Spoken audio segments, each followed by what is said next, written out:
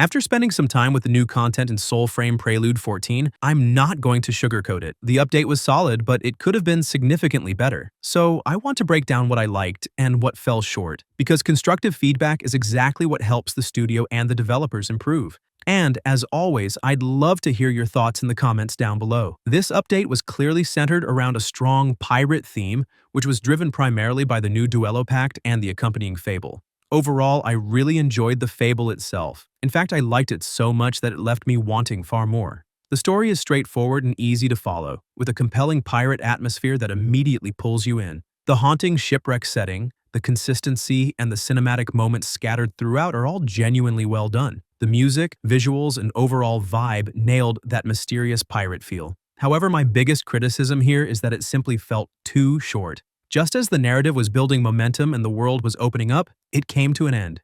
The pirate theme is excellent, and the studio had a golden opportunity to expand on it with deeper lore, additional exploration, longer quest chains, or more meaningful choices. It had so much potential, and it's a shame it wrapped up as quickly as it did. The cinematic experiences within the Fable were another highlight. They were atmospheric, well-paced, and helped elevate the story. Yet even those left me hoping for just a little more depth and length to truly do the concept justice.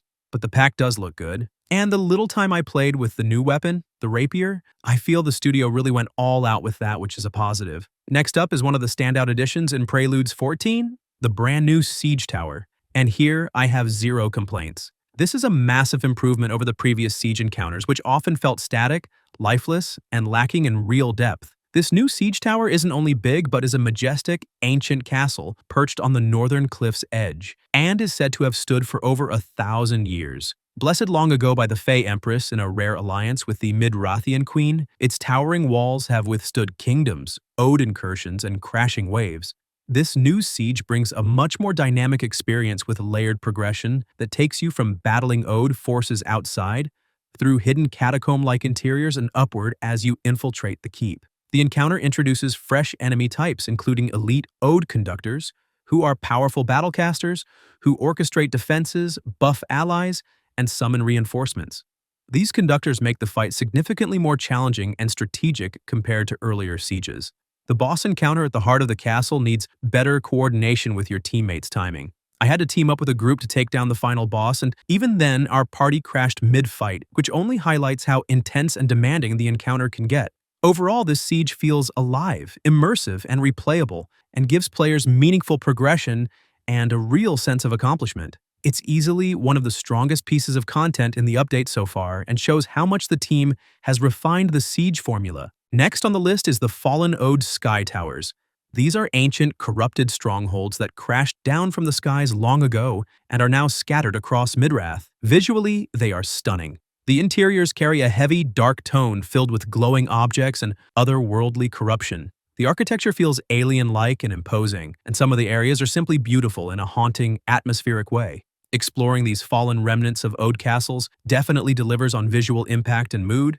However, much like the Fable, I felt they came up short in terms of depth and length. The content is quite straightforward and linear, which makes it relatively easy and quick to get through. While it introduces a fresh new dungeon tile set with new enemies and even features Agari sub-bosses such as the Rovgot Worm, it lacks the complexity and replay value I was hoping for. The studio has previously set a high bar with their first dungeon, which featured thoughtful puzzles, multiple layers of exploration, and meaningful secrets. In comparison, these Fallen Sky Towers feel lighter and more limited in scope. They serve as a solid preview of what's possible with this new environment, but I believe adding more branching paths, additional puzzles, hidden chambers, or greater enemy variety would greatly elevate the experience and give players more reason to return. Overall, it's a promising addition that looks incredible, but it left me wanting the team to expand on this concept in future updates. At the same time, it does highlight a broader issue. The current dungeon experience has started to feel repetitive. Personally, I've found myself avoiding dungeon quests in favor of staying in the overworld, simply because they haven't evolved enough to remain engaging over time, especially seen in this new dungeon. This raises an important opportunity for the devs to make some improvements. Adding more depth to dungeon gameplay could significantly enhance the overall experience. One potential solution would be the introduction of a matchmaking or lobby system allowing players to tackle dungeons together more seamlessly. A shared experience, for instance, like that could bring a stronger sense of community and make these encounters feel more dynamic. Of course, maintaining a solo option would still be essential for players who prefer that approach, but I get that this is still early development, and we could potentially see that type of system later on. As the CEO Steve already said, they want to expand on the multiplayer side. So, as it stands, the current system doesn't fully capture the feeling of a living, connected world. While Soulframe leans into an open-world RPG structure, expanding its social and cooperative elements, similar to what Warframe achieves, could add a new layer of energy and longevity to the game, and I'm sure many of you feel that way. This has been on my mind since I started the game long ago. The most promising feature for me in this entire Preludes 14 update is, without a doubt, the new Field of View slider. Being able to adjust it has made a massive difference. The game now feels far more immersive and comfortable to play. Overall, I'd describe this update as fairly mid. It had some genuinely strong moments, especially the new siege towers and the atmospheric pirate theme, but it ultimately felt like it could have delivered so much more in terms of depth and length across the Fable, the Fallen Sky Towers, and the overall content volume. That said, I completely understand that Soulframe is still in pre-alpha. The team is constantly iterating and expanding the game, and these smaller, focused updates are part of the journey toward a much bigger experience. I'm still excited to see where they take the pirate theme and the new dungeon style in future Preludes. So, what are your thoughts on Preludes 14? Did you enjoy the new siege in the Fable, or do you agree it felt a bit short? Drop your opinions in the comments below. I always love reading them, and if you found this video helpful, be sure to hit that like button and subscribe for more Soulframe coverage, and I'll see you in the next one.